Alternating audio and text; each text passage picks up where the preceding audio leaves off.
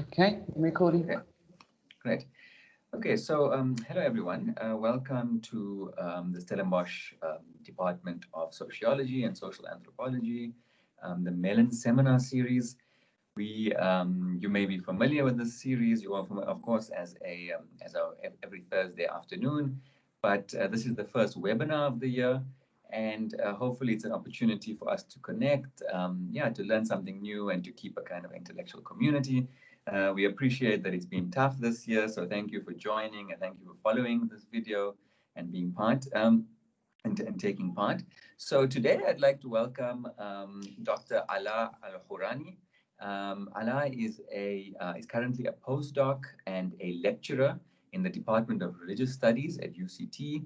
Ala is an anthropologist with a strong interest in visual anthropology, but also as well as the anthropology of Islam. His PhD is one of the few, in fact, quite unique studies on on the anthropology of Islam in South Africa. He looks at the kinds of using a visual anthropology lens. He's interested in the aesthetic formations and the way in which Islam and Muslimness is actually central to what it means to be South African. So in that endeavor, he looks at various aspects of Muslim life in Cape Town, including dress, art, food, and ritual practice. Since then, he has also developed a very keen interest in the anthropology of ethics, and this paper is an outcome of that. It comes out of a sustained period of research which he conducted in Long Street in Cape Town to look at the transformations that have taken place in the street, and also to try and understand urban space and the way religion and ethics in urban space in Cape Town. I also should like to mention that one of his recent papers in the Journal of Religion in Africa, of course, one of the foremost journals on religion in Africa, the aesthetics of Muslimness, art, and the formation of Muslim identity politics. I believe this is one of the ways he contributes in thinking about ethics and visuality together. So without further ado, I'd like to welcome Alan to the platform. And today he will, sorry, I messed up the order, but so he will be presenting a talk. He will be giving us a talk on the fieldwork, but he has also produced a fascinating video, an ethnographic movie, which the link will be shared in the chat. It's also in the poster that has been circulated, so you can view. And he will be lucky enough to watch a few minutes of the movie, and he will also then be supplementing that with a more classic kind of an ethnographic anthropological talk. So thank you. I'd like to welcome Allah, and I will now try to pin him to the screen. Thank you.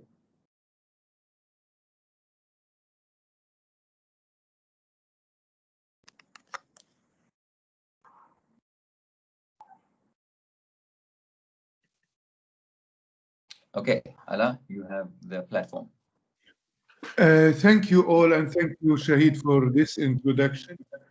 I will be presenting today part of my postdoc project that focused on religion and ethics in public spaces. And this is, of course, a project different than my PhD project. And it includes many papers. Today, I will focus in particular on the way in which religion in public spaces contribute to the formation of moral life and ethical value.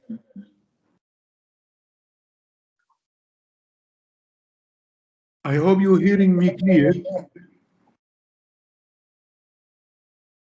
Yes, I am. Yes, and I think you have to put the mic off in your side, yeah. Okay, as I explained, I also circulated the movie, which I will be showing a little more of now. But to situate my paper, in South Africa, religion remains a vital force entangled in public life, social, economic, and social affairs, as many scholars had observed.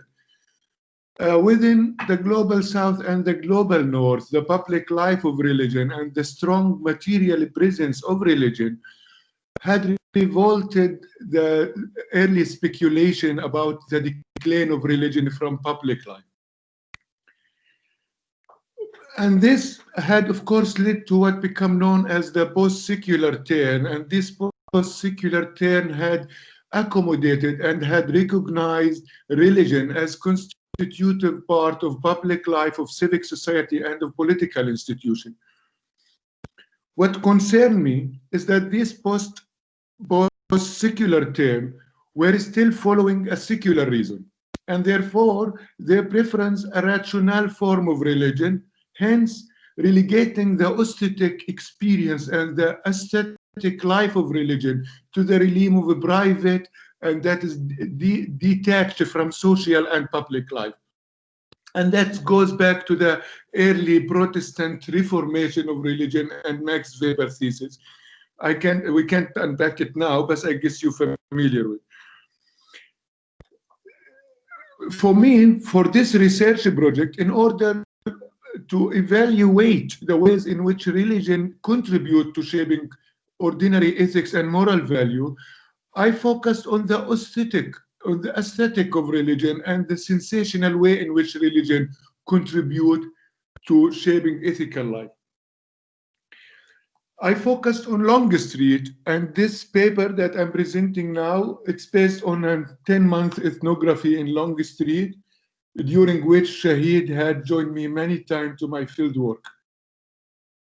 To introduce Longstreet, which many of you familiar with, dating back to the 16th century, Longstreet is one of the oldest and most busiest streets in Cape Town, full with the music, food, and the range of entertainment and day-to-day commercial activity.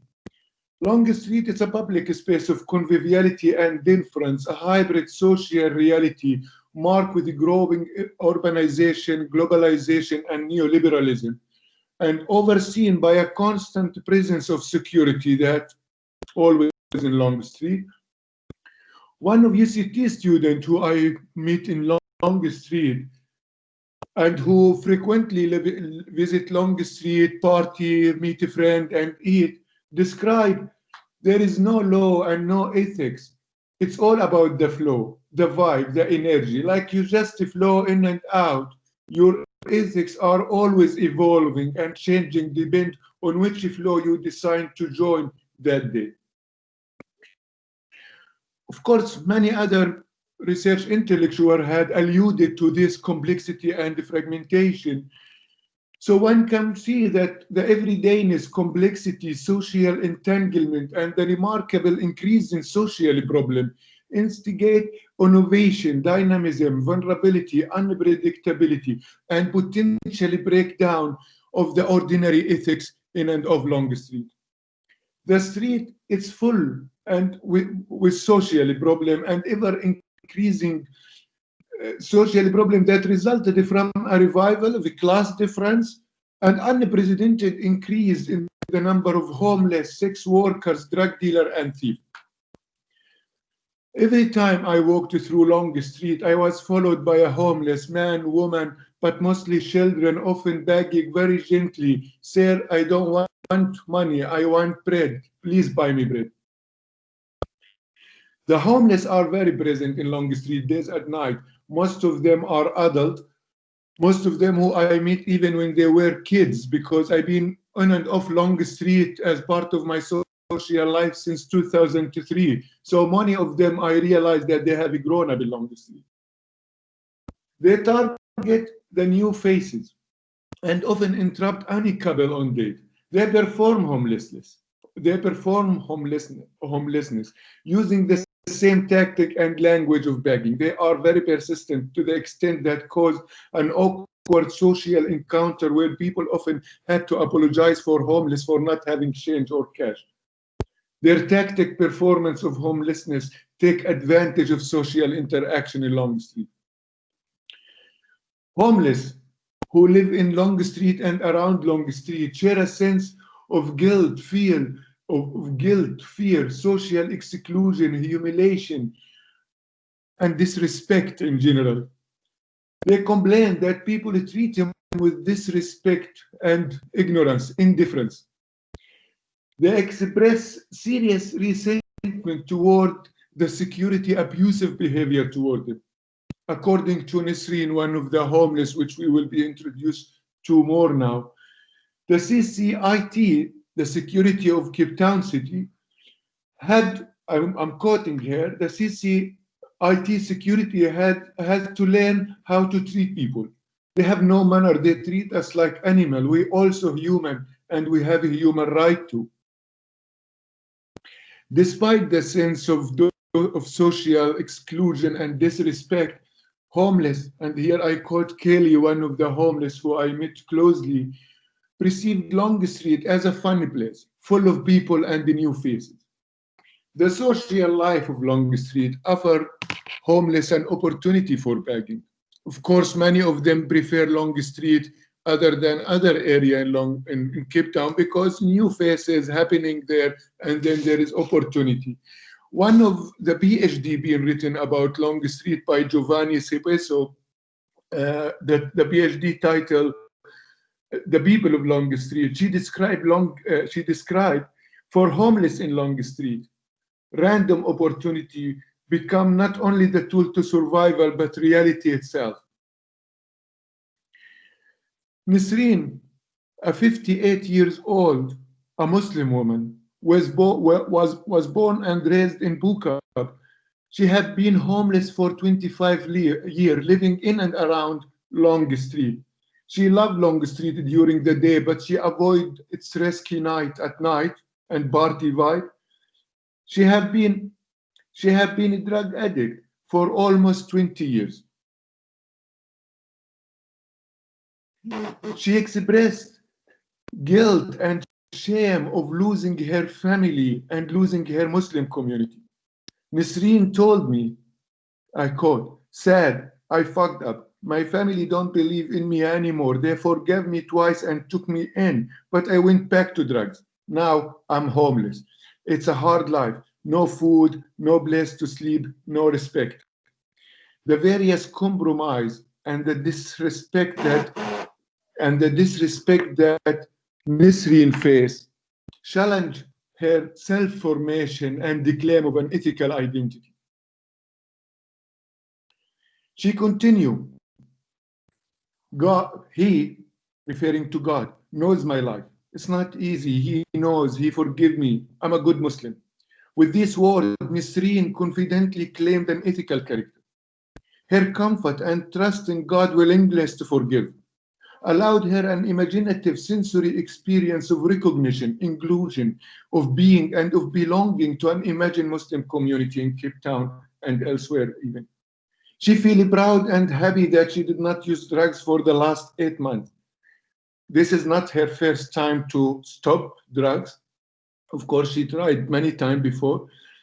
Every time she stopped taking drugs, she often visits various mosques in Bukab.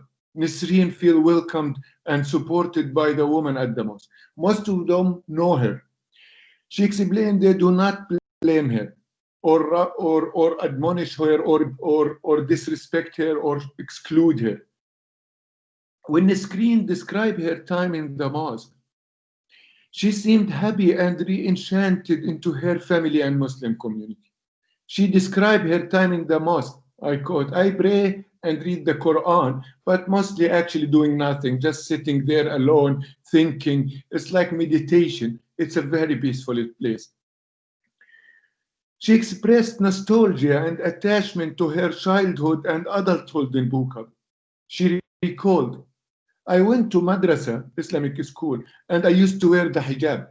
She referred to various Arabic phrases and various phrases from the Quran in Arabic language to authenticate her identification and her claim of an Islamic identity. Her memory and sensory experience of Islamic tradition and of being a Muslim allowed her to claim an Islamic identity and to feel re-enchanted into her community. Aesthetic experience of religion stimulate Nisreen imagination to escape the burden of her own social life and imagine and claim an ethical identity. I here want to draw some attention to the theoretical framework which I join or which I draw on and try to contribute. According to Lambach and Webkin, both of whom writing in the Anthropology of Ordinary Ethics, they argue that the claim of an ethical identity is an essential human condition. When we consider that the claim of an ethical identity, it's an essentially human condition, we could realize how aesthetic experience of religion offer Nisreen and other homeless, which we will meet in the paper more, a sense of recognition, being and belonging, and allow them to imagine and claim an ethical character in spite of social exclusion, harsh lived experience, disrespect, and humiliation. These imaginative experiences are sensationally triggered through mediated aesthetic form, religious aesthetic form. Seeing religion as a practice of mediation, and here I draw on Prof. Birgit Meyer, mean that aesthetic of religion are integral to public life, social imaginary, people perception, evaluation, and imagination of ethical life. Within the context of the everydayness, complexity, social entanglement, vulnerability, and unpredictability of everyday ethics. In this paper, I argue or I try to show that the aesthetic dimension of religion in public life and the sensational way religion contribute in showing ordinary ethics and moral value. And I here locate myself not to reclaim public life of religion, because again, in the global south, religion never ceases to have a public life, but to argue that if we focus on the aesthetic of religion and the sensory experience, it will allow us to observe the more fundamental role of religion than only focusing on a rational approach to religion. According to an aesthetic approach to the study of religion, that is an emerging debate led also by Birgit Meyer, David Morgan, Webkin again, he's also writing in these two debates. According to this approach, they consider aesthetic of religion as constitutive of public life, connectivity, entanglement, sensorial knowledge, and moral value. Importantly, the public life of religion are supremely aesthetic, and that appeal and trigger the public through a sensational and emotional equality. And here, I do not lose sight or I do not try to ignore the discursive tradition of religion and the knowledge and methodology and rationality, but that's also equally to the emotionality and the sensory experience. This aesthetic experience of religion form a community and provide a sense of being and belonging again, but it's equally stimulate a technology of imagination that's understood, I quote here scholars, as an embodied cognition that relate subjective experience to a social, cultural lived reality, social imaginary, and public life. So the point here that this imagination are not a spontaneous experience and not only a subjective experience. This imagination relate to a social cultural reality. This imaginative experience, I quote another scholar here, are potentially generative and creative in allowing one to decouple from social reality. Now, what's significant that this turn and emphasis on the aesthetic of religion were also at the same time happening with the turn to ordinary ethics in anthropology. Both the emphasis on aesthetic of religion and the emphasis in ordinary ethics, both goes together as both move beyond Durkheimian understanding of religion as an imposition, social, moral fact, toward considering religion and ethics as well as a sensory technology of self-formation and virtue ethics. And here, in anthropology, in these two debates, they have moved from Kantian and Durkheimian emphasis on the power of moral value and moral fact toward Foucault, recent Foucault, and toward more of McIntyre and Aristotle virtue ethics. Anthropology of ordinary ethics, and here I will go back to my ethnography now. Anthropology of ordinary ethics emphasize that ordinary ethics are essentially human condition, and that ordinary ethics are formed in an interaction between people. So ordinary ethics are a co-construct, and one ethical claim need other people evaluation and depend on other people recognition. I here draw on Wipkin in particular, and of course other scholars. Within this framework, now we come to realize that one ethical character, for me to be claim an ethical character, I need other people recognition, and I need other people to agree with me that I am an ethical character. And here we see, with this context, how homeless are denied the claim of an ethical character in public life simply because they can't obtain other people recognition. To focus on the way in which religion contribute to homeless and to marginalized people and to maybe everybody else, we shall pay close attention to the sensory experience that religion offer, form, and trigger in public life. I now go to focus on Longstreet.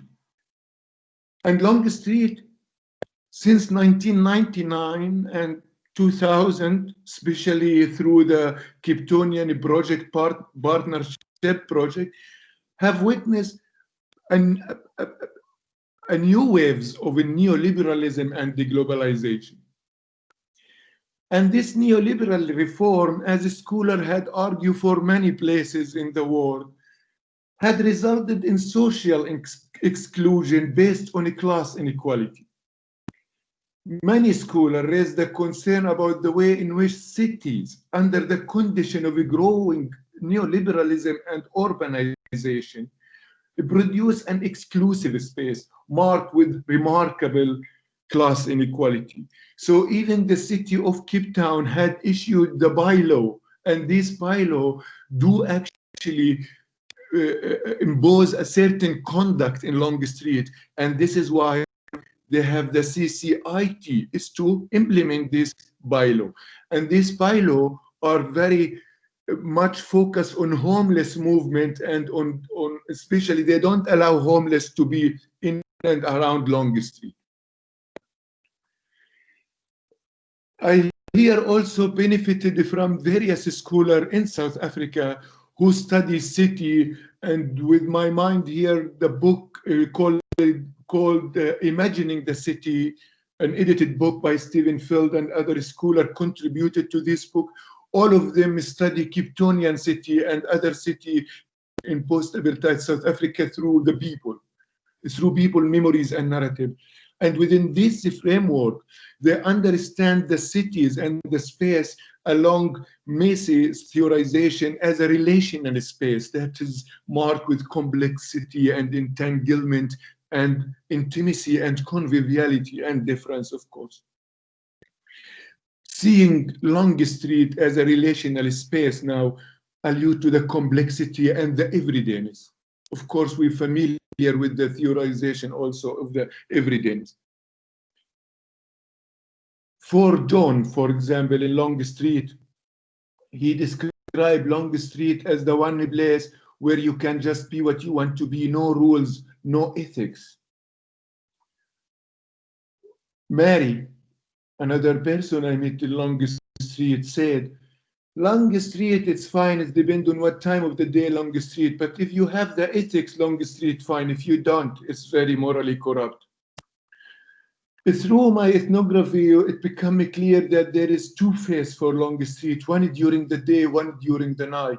Indeed, during the day, one could see children in Long Street and families and normal vibe.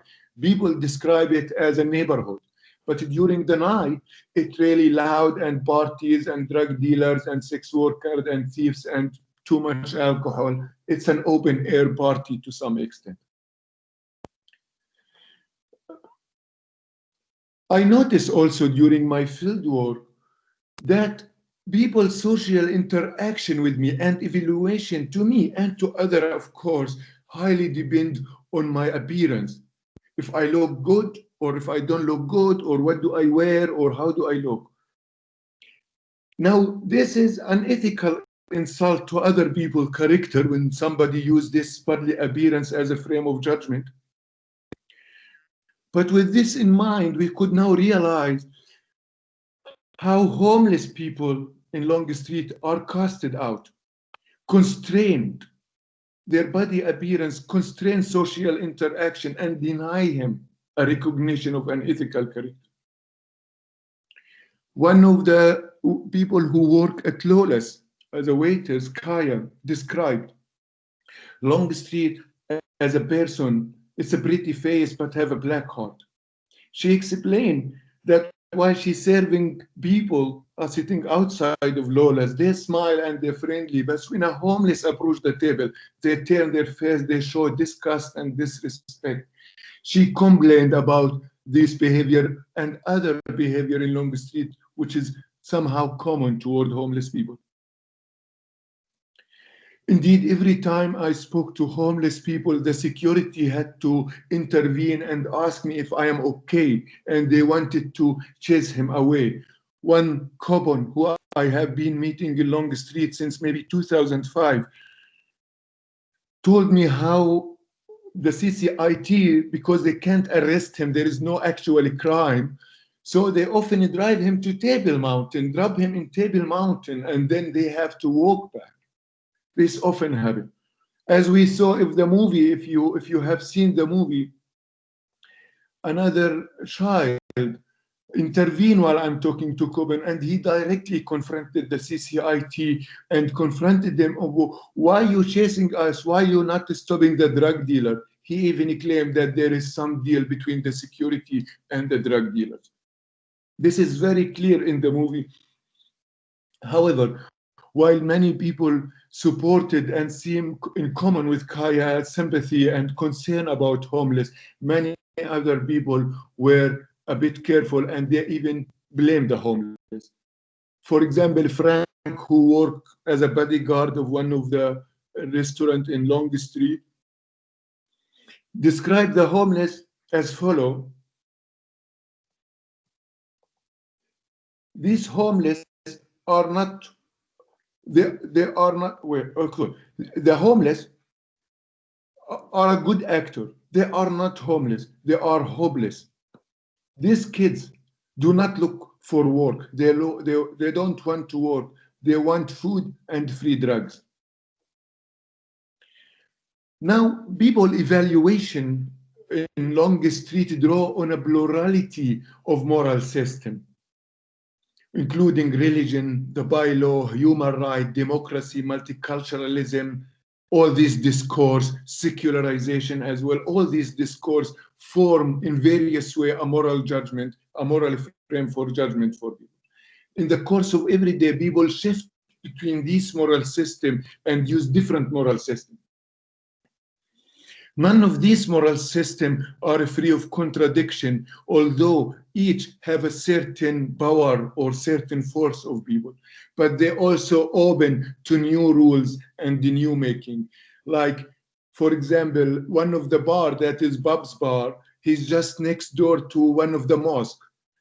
And this is like a contradiction here. So they had an agreement of the mosque not to play loud music during Friday prayer and all this. So there is people improvise ethics in Long Street. What is important again, and I'm gonna hear back to the homeless stories. is that within this complexity of Long Street, homeless are so vulnerable, and homeless cannot claim an ethical character in their encounter with the people. And here I go to how religion contributes to this. Sia, the UCST student, which we met in the beginning of the paper, she also described, she was sitting also next to the church in Long Street, there where I met her. She also described, after talking about the vulnerability and all this dynamism of Long Street ethics, but then she stopped and she said, the church is right there. It reminds us that does not matter how crazy it gets at some point of time.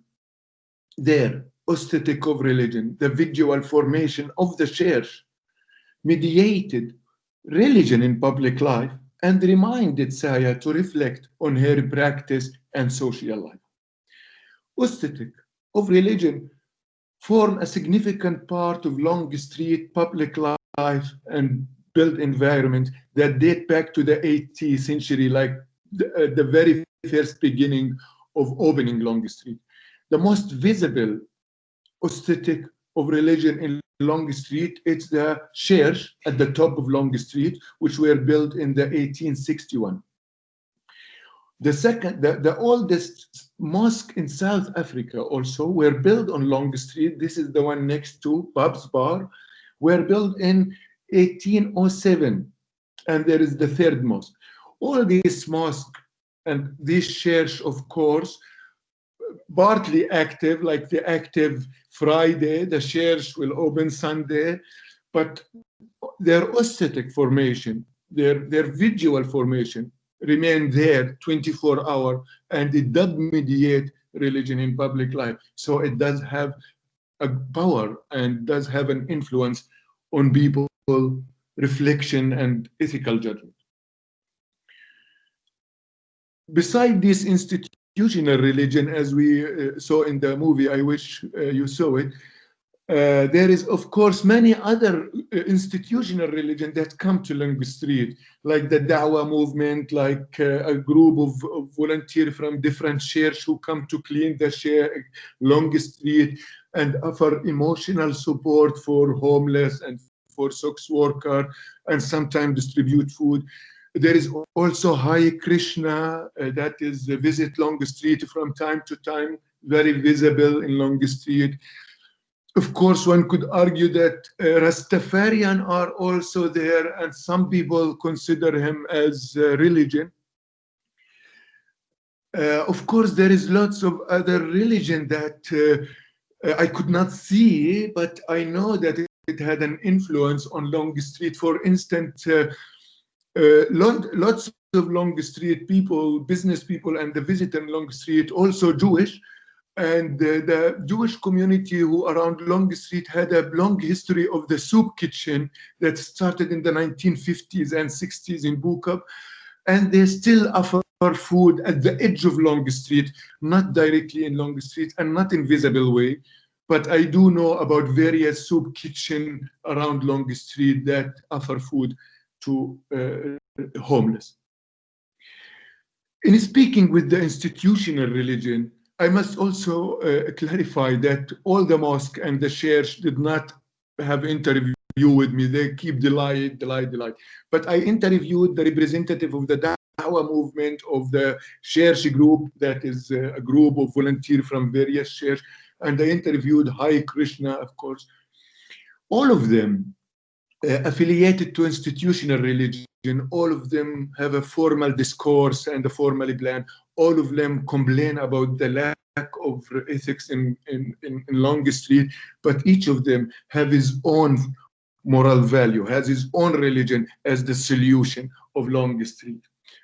Of course, they have an inter-conversation and inter-relation. I also learned that they know each other and they have various conversation, and they talk together.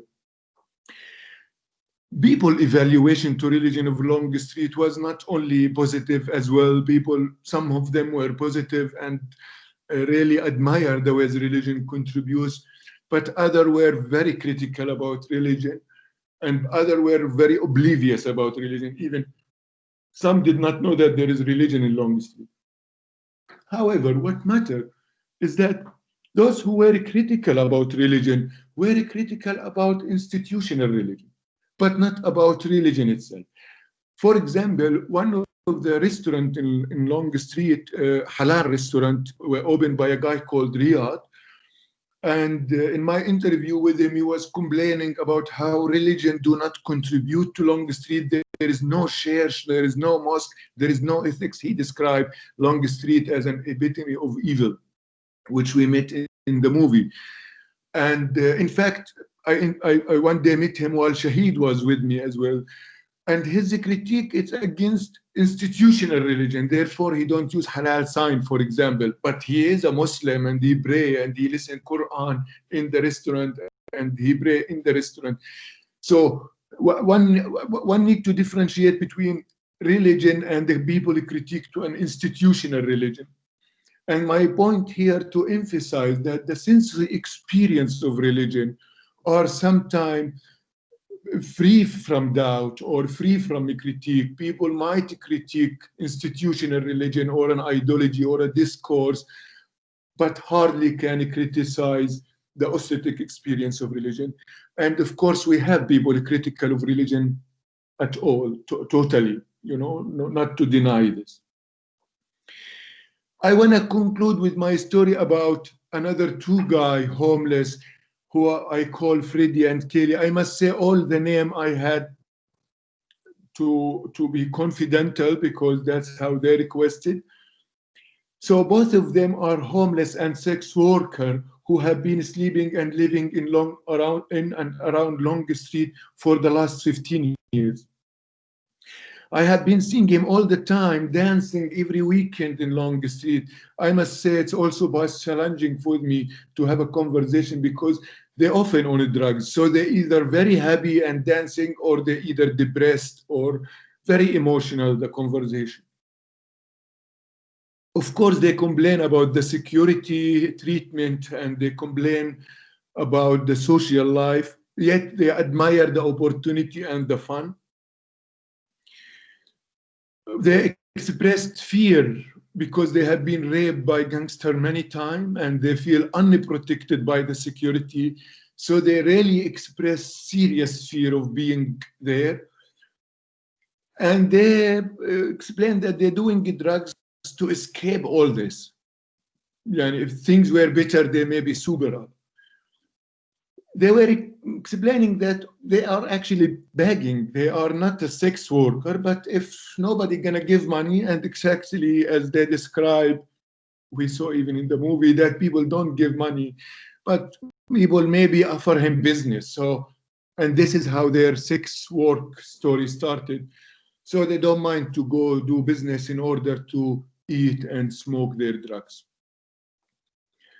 Similar to Nisreen experience, which we talked about at the beginning, when they both spoke about religion, and particularly Kelly, they shield up and they start to look like happy and he start to feel identified and the membership, and he belongs to something now.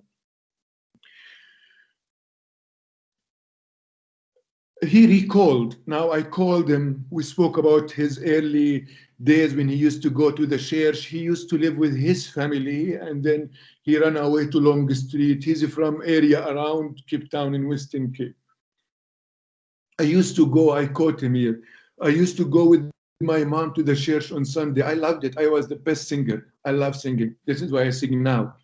I go to the church here in Long Street, not every Sunday, because as he continued, I promised the priest there to stop with drugs and sex work many times.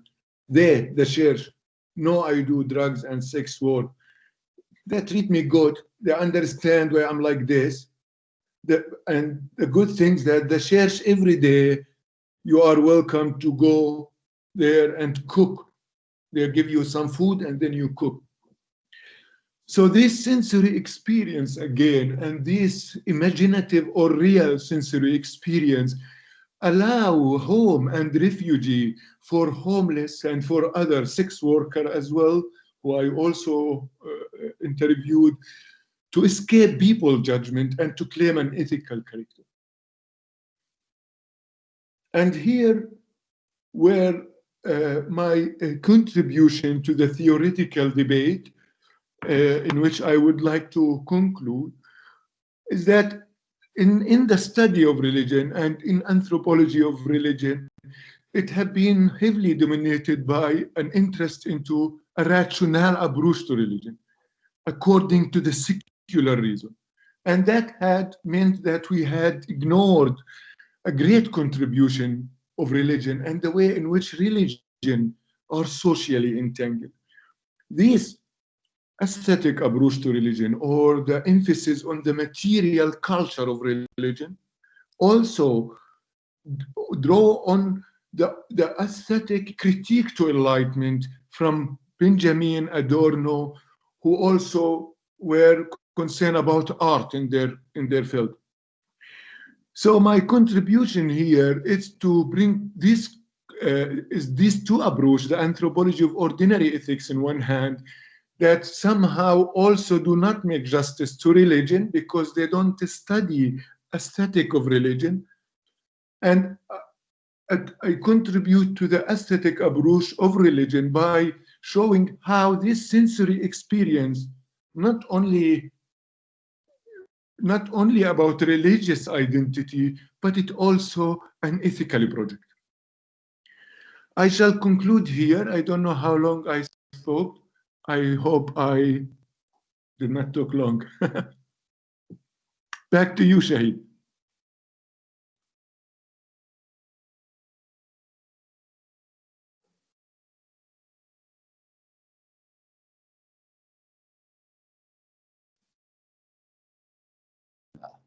Thank you so much, Ala. Did you not want to show us a clip of your video? Sorry, I could show now if you want. Yes, I think that will be great to conclude.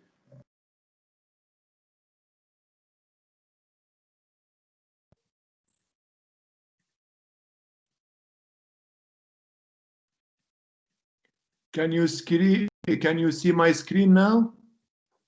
Yes. Yeah.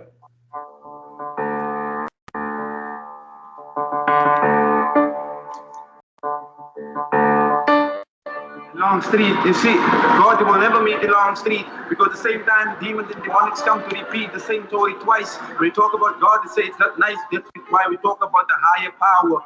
It's almost like a nuclear hour. Each hour we count to your blessing, invest in thee, and God will see every good thing you do, but people don't see. The ethics, the morals. What is my motto?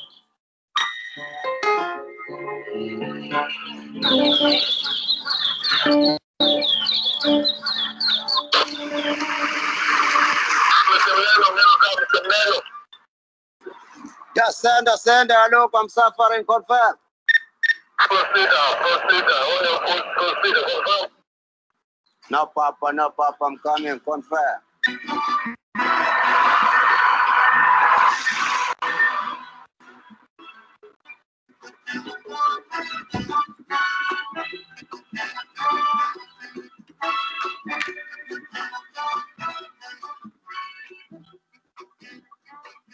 Honestly, it's a beautiful place. It's got amazing energy and it's filled with tourists and fresh faces. See how beautiful this place is? We've got the table mountain up there. Look at that sand. See that shit? That's real, man. We fight for that. There's no racism in this bitch. Freedom like this was not available to everybody. And alhamdulillah, post-apartheid since 1940s. Long Street is beautiful as such, but there's a lot of poor people.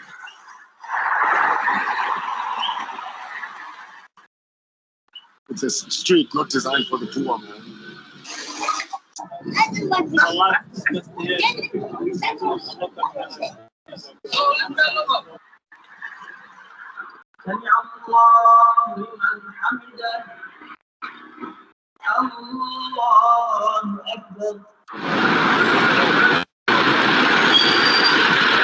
We teach the values of the Prophet Muhammad ﷺ, the Prophet ﷺ. We know that don't see the self in the city. And the city life is a bit dangerous and difficult but as time progressing, the fact is the values are getting lost, and many values have been lost here in Long Street.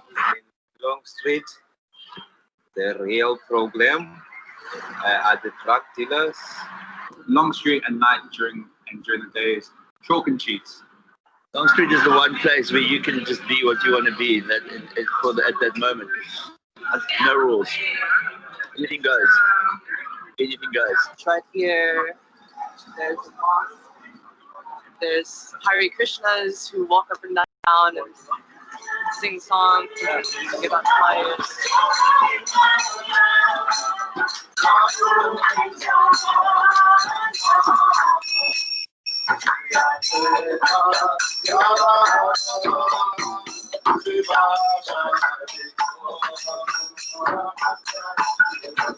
The church right there reminds us that, yo, doesn't matter how crazy you get at some point in time. I don't go to church, man. At all. Neither do I. Religion has really fucked the world up. Religion is non-existent. There may be a mosque in the church, there is no ethics. When it comes to religion, the Muslim people are the most here in Long Street because they have churches here and they take good care of the beggars simply because they're giving them something to eat. Church, every day you are welcome to come and go fetch something to cook yourself. Street, a place where they don't sleep, a place where the hoes creep, a place where the drugs can get your nose bleed, a place where you can find the best weed, but it's stuff that you don't need. I know it's so blunt. In Long Street, I will make a prostitute a nun. Long Street. Yeah, Long Street's fucked up. I don't think Long Street has the ethics. There's no low ethics. It's all about the flow, the vibe, the energy. Like you flow in and out. So your ethics are always evolving and changing depending on which flow you've decided to join that day.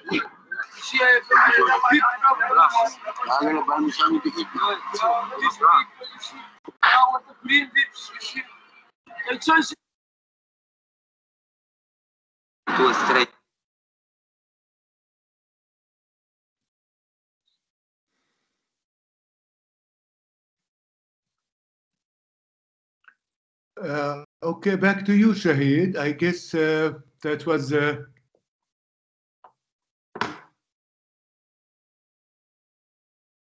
can you hear me, Shaheed? Yes, I can. Yeah. Thank you so much. Yeah, thanks for the video because I think it gave us a bit of a preview of what of what the what the movie will be like.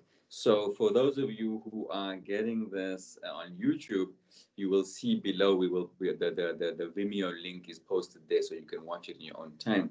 I must say it was getting stuck a bit for some of us, so I think it would be better to watch on your own. But thanks for that. I see. I mean, it's really beautifully cut, and I wish there were people, some more visual anthropologists present who could, who could question you on the aesthetics of the movie itself. I want to just give you the opportunity for some questions. So I'm going to ask you. I'm use the opportunity as the chair, and then I'll give you a chance to answer, and then give a hand over to Stephen or Anne, whoever else is present, and then we can just to get so thanks so much. I found it really fascinating. As you said a few times, I was obviously there with you, on Long Street a number of times.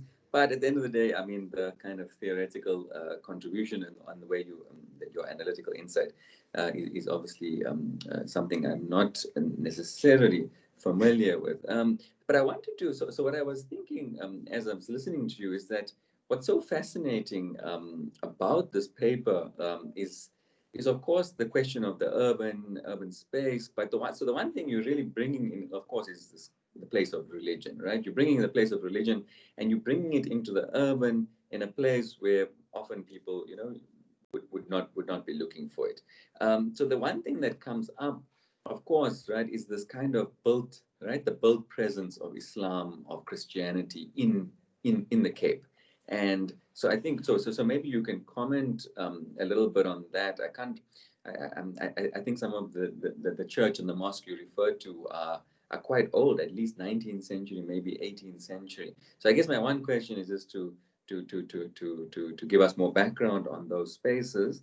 But I was quite caught by the way you talk about recognition, right? So, sorry. So my second thing was that actually your paper is actually about homeless, right? There's a lot of interviews and your interlocutors with the homeless and with their experience, right? The experience of security, the experience of uncertainties of life, of drugs, of the community, and then finally of religion. And so I found that also to be really fascinating because, of course, it's something that's right that's often difficult to study.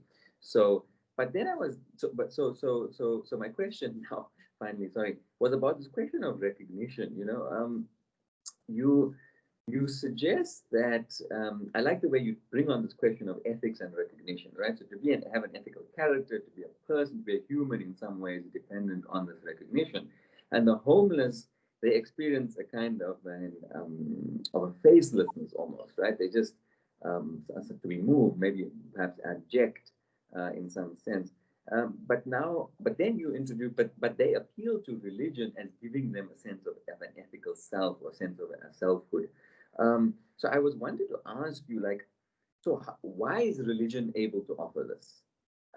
Why is religion able to offer recognition even when religious people might not offer that recognition? So on the one hand, you have the movements that obviously come and help the people, etc. But there's a sense in which you say they appeal to this idea of God, right, of godliness as somehow. So my question in that sense is, how is religion providing this? Is it that God is always seen regardless? Is there some kind of theological, recognition taking place that you're thinking of? Sorry, a bit long. I hope it's clear. I'll give you a chance to answer. I'm just going to repin you, and then I'll hand over to Stephen for his hand up.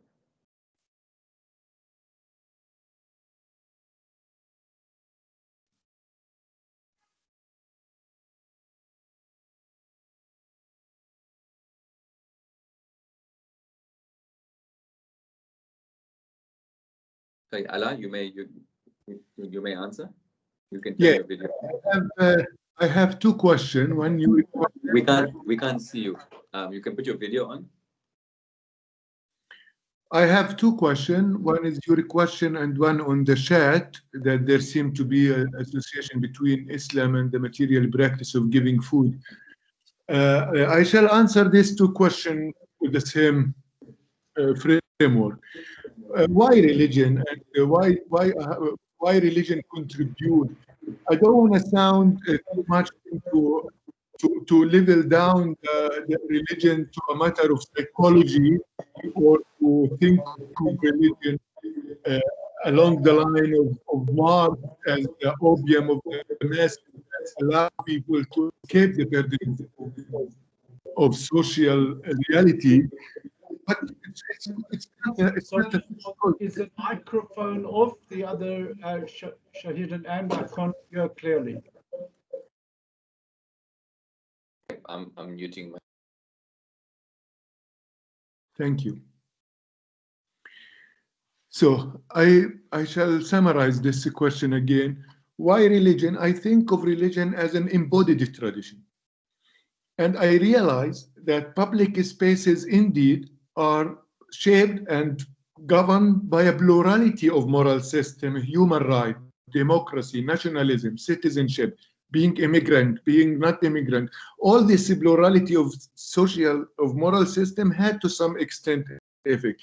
But I argue, because religion are embodied tradition, deeply rooted in people's psychology and to which they escape, religion have more weight on people evaluation and judgment and ethical formation.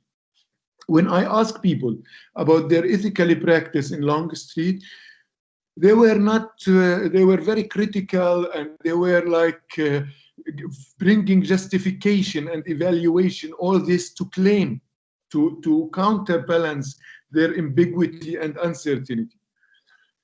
Whenever I brought religion into conversation, it clearly have another weight on the way they respond. Now they can't find a justification. Most important as well, it's not only this embodied sensory experience or fear of God, not only, but when looking closely, religion does really contribute to the homeless of people, whether in individual level, like the guy Riyadh might give homeless people some food, not because the mosque asked him to do so, but because so people, religion are a motive for giving out. And this takes me to the second question.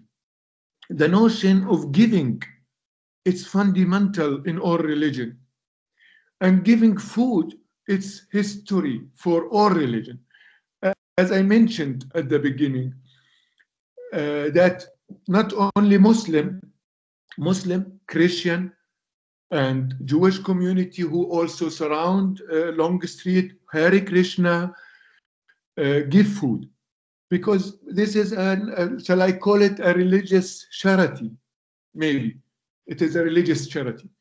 But how do we theorize this religious charity and how we want to make it different from a human rights charity, humanitarian charity? Of course, there is a humanitarian charity in Long Street, and every now and then a human right intervene.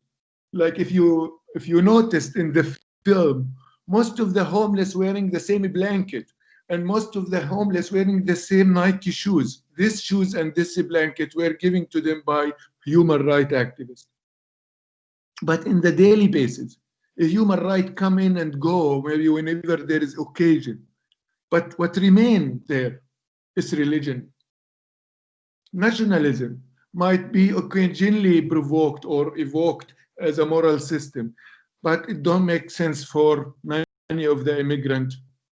So religion remained there again.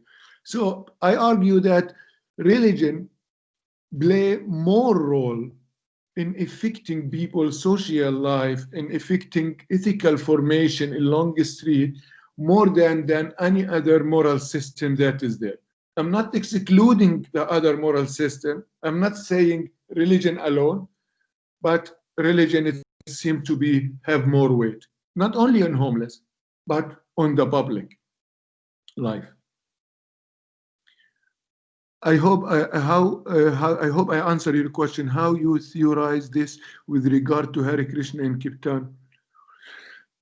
I never thought to connect Hare Krishna with Protestant Christianity, but Hare Krishna in Long Street, they also came to Long Street to recruit members. Now this is the difference, for example, between Hare Krishna and the Christianity or Muslim or Jewish.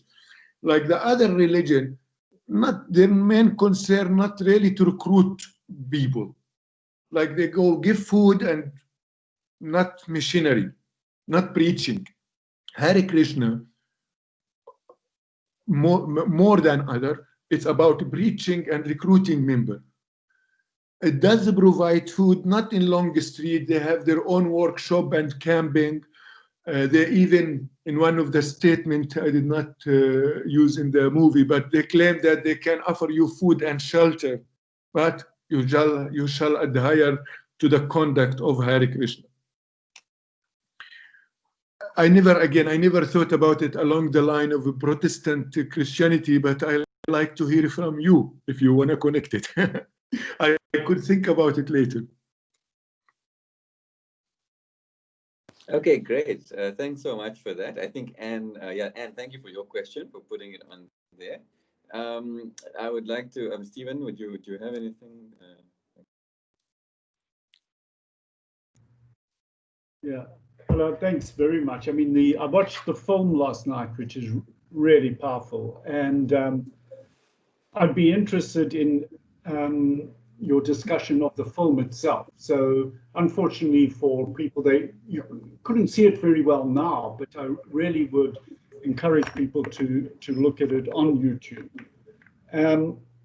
So, you know, I have a brief question about the aesthetics of the film itself, and what are your thoughts about how the film emerged, and you know, just purely from a filmmaker's perspective, I'd be curious about that. But then, what seems to me really interesting is Long Street is such a complicated space. I suppose all spaces are complicated, but this one in particular, in the daytime, it's just a regular space, and then, you know, businesses and tourists pass through there. Then in the evening, it becomes this other space. And it seems, I'm curious whether the conversations are very different in the day and in the night. There are perhaps different people on the streets during those periods, but how does that shape how people respond to what you're saying? It seems in the night, there are those who are there to spend money either in restaurants or drinking or selling drugs or whatever. And then there are those on the street who see this as a space that is important for their existence. And I mean, I was really interested in the real desire for recognition, as Shaheed was mentioning earlier. No matter how harsh your life is, there seems to be this aspiration to be recognized by church or mosque, the people who go there. Or did you come across people who completely dismissed the possibility and do not desire to belong in an ethical community, and particularly in relation to the church, so or mosque? So, you know, that I found powerful in some of those interviews I saw in the film. No matter how difficult their lives, there was particularly the young man who said they treat us like animals. There's an urgency about that claim of the need to be recognized as a human being. Anyway, that's there are more comments, but maybe there's a question in that. But thank you very much for a really interesting talk and a really fascinating film.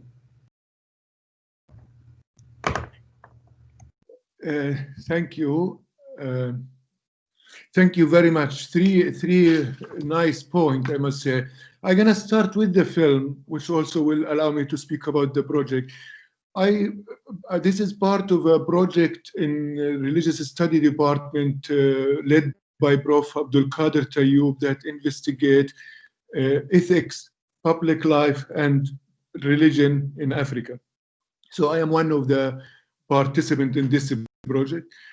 And this film emerged out of a workshop I offered to students about doing visual anthropology and public. So I came up and went along. Beside the anthropology of religion and beside the question of religion, I tried to think of the film, which I'm trying to develop a paper around this film, as a framework of how we do ethnographic film. One of the challenges in anthropology is research positionality. So imagine this positionality in the field work when you have a camera and the crew. If you want to make an anthropological film and you want to take all this crew and camera and mic into the field work, that's too much of a positionality that you had to deal with. And that, of course, will have power in the field work and will form power relation with those who are going to participate. So my idea is to make a film with a minimum positionality. I did not use mic. I used Small camera I were given by Prof. Tayob, actually his own camera, in fact, small camera, but very good camera. And I try to disappear in the field work. In this film, most important, I try to present no preferred meaning, no ideology around the film. All films are edited according to a preferred meaning.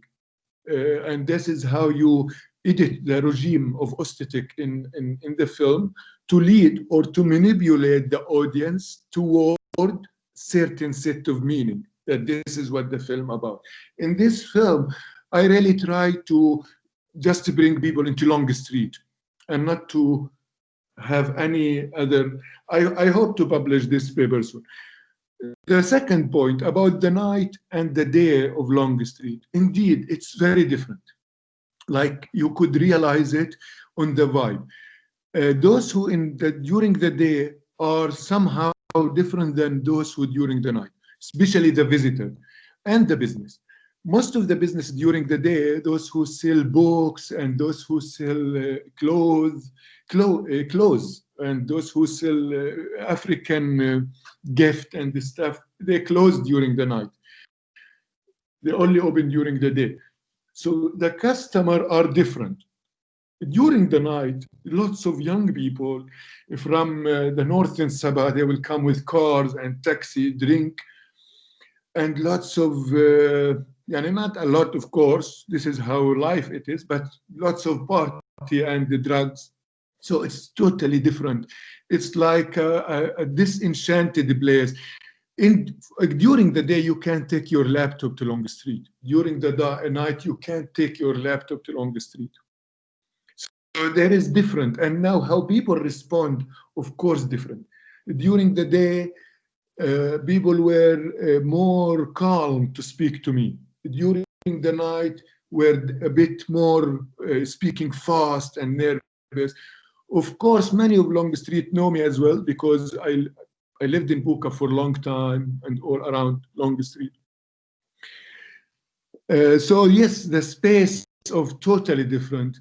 And this also measured in the life of the homeless people. Like homeless people during the day, they just wake up from last night drugs. Sorry for the generalization, of course. And they're now seeking food during the day. It is the market now. They're up and down Long Street, and you could see the same homeless going up and down, up and down. But during the night now, at sunset down, they now, some of them will start dancing. You will see him, the first one to start the party, actually.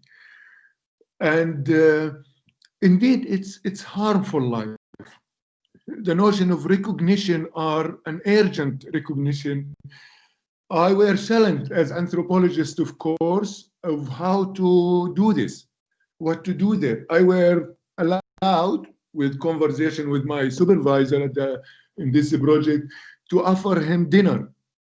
Like I am allowed to offer dinner for those who will engage with me in the field work, and I used to see him in a weekly basis or in a daily basis.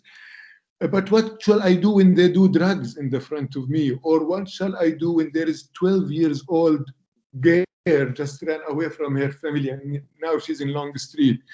Of course, I also got in touch with social worker in Long Street who used to study with me at UWC, and she introduced me to all this group. And I don't know what to do about it. It's an urgent call. A human right come in there, do not really contribute. And it's not like a human rights activists are not in Long Street.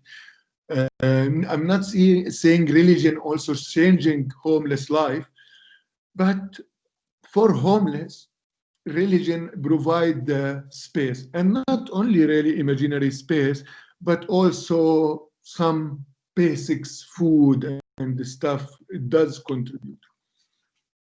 Yeah, I think my final point about the notion of recognition, which Shaheed also touched on, this is a fundamental notion in the anthropology of ordinary ethics, and I here refer to a Webkin book, The Social Life, the Ethical life, the shaping of the ethical life, the title of his book, 2016. And he here made it clear that ethics all about, it's a co-construct between one and other. It don't make sense if my self-presentation of ethical character does not make sense to you. So, and this what make ethics are vulnerable.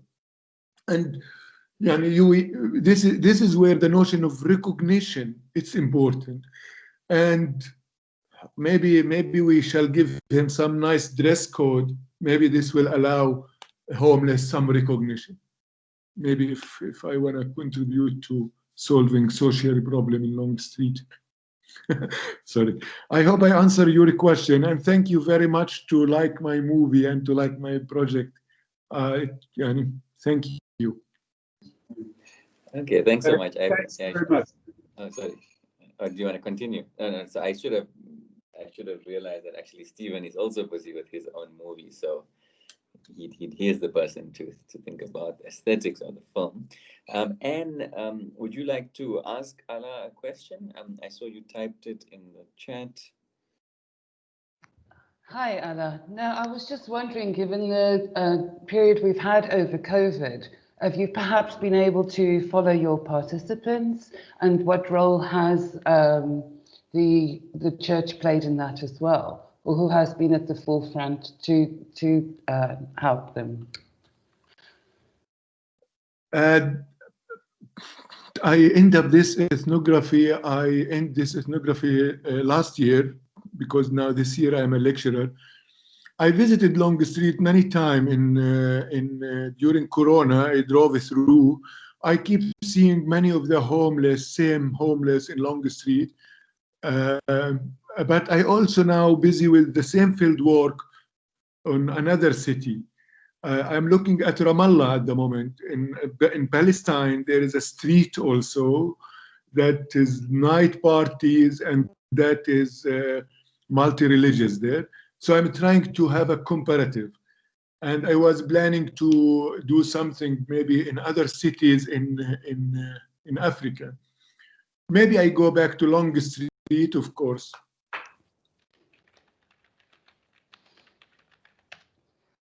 Thank you. Thank you. Okay, thank you so much, Ala. Thank you for your fascinating talk, and for your time, and for sharing us the movie. And for those people who are not able to attend, we will be posting the whole recording on YouTube. And so thank you very much, and we look forward to seeing the published paper when it comes. Thank you, Shaheed. Okay. Thank you. Great. Excellent.